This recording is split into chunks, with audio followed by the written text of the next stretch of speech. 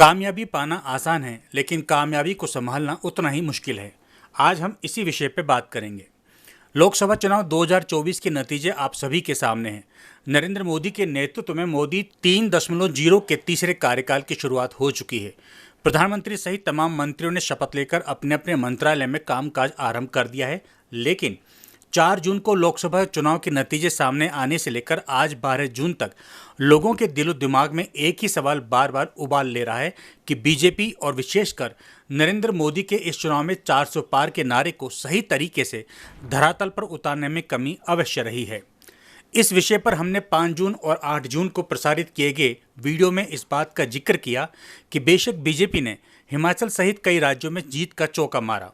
अब यहाँ पर हम यह नहीं कह सकते कि इस जीत में खिलाड़ियों की फील्डिंग अच्छी रही या कप्तान मोदी का नाम, लेकिन उससे पहले इस बात पर मंथन करने की आवश्यकता है कि इस जीत और चौके के पीछे जो सवाल उभर कर सामने आए हैं वो क्यों आए हैं।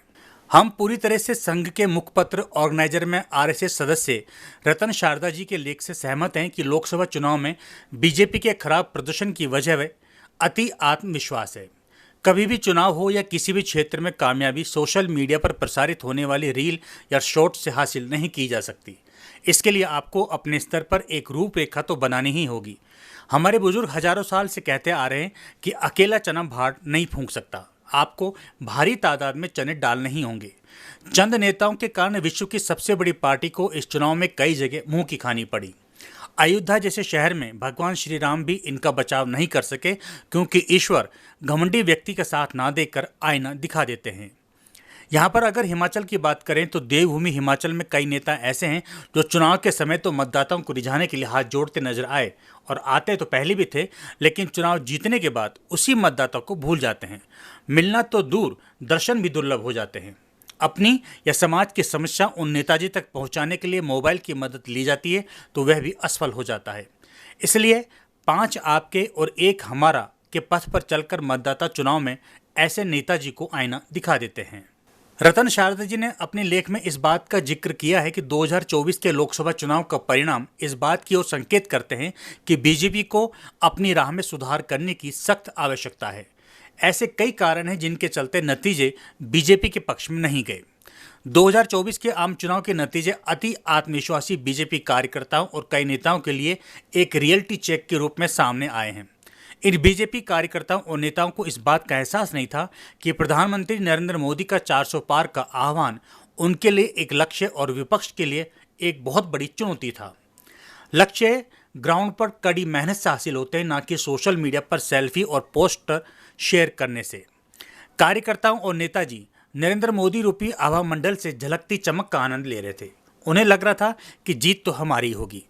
इस कथन को विस्तार से समझने के लिए आप हिमाचल में हाल ही में राज्यसभा के चुनाव के बाद और लोकसभा तथा विधानसभा के उपचुनाव के दौरान नेता प्रतिपक्ष जयराम ठाकुर के उन तमाम भाषणों को सुनकर गौर फरमा सकते हैं कि जयराम ठाकुर ने हर सभा में कहा कि लोकसभा ही नहीं, विधानसभा के उपचुनाव में भी जीत का परचम फहराएंगे।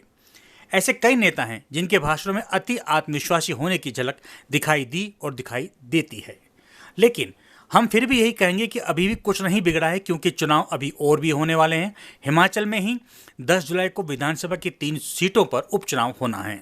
हम यहाँ पर बात कर रहे थे लोकसभा चुनाव की। रतन शारदा जी ने अपने लेख में लिखा है कि मोदी जी सभी 543 सीटों पर चुनाव लड़ रहे हैं, सीमित महत्व का साबित हुआ। यह विचार तब आत्मघाती साबित हुआ जब उम्मीदवारों को बदल दिया गया, उन्हें स्थानीय नेताओं की कीमत पर थोपा गया और दल बदलों को अधिक महत्व दिया गया। अब यहाँ पर भी हम हिमाचल का जिक्र अवश्य करेंगे। हिमाचल में कांग्रेस छोड़कर बीजेपी में शामिल हुए सभी 6 पूर्व विधायकों को विधानसभा के उपचुनाव में टिकट दे दिया गया, और हुआ वही जिसका हमने पहले भी जिक्र किया था कि यह जरूरी नहीं है कि ये सभी 6 पूर्व विधायक इस बार भी सफल हो जाएंगे।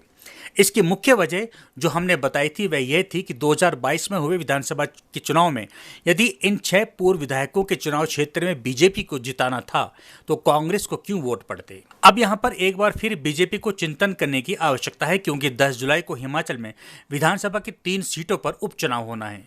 यदि बीजेपी ने उन 3 निर्दलीय पूर्व विधायकों को जो हाल ही में बीजेपी में शामिल हुए हैं और इनके इस्तीफे स्वीकार किए गए हैं को बिना सोचे समझे इस बार भी टिकट थमा दिया तो फैसला जनता के हाथ में है। महज टिकट दिए जाने से चुनाव नहीं जीते जाते।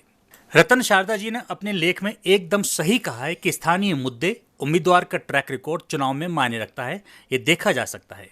साथियों, इस वीडियो में आपके साथ साझा की गई सच्चाई पर आप अपनी प्रतिक्रिया हमें कमेंट्स के माध्यम से व्यक्त कर सकते हैं। फिलहाल इस वीडियो में इतना ही। आप देखते रहें टॉप नॉर्थ न्यूज़।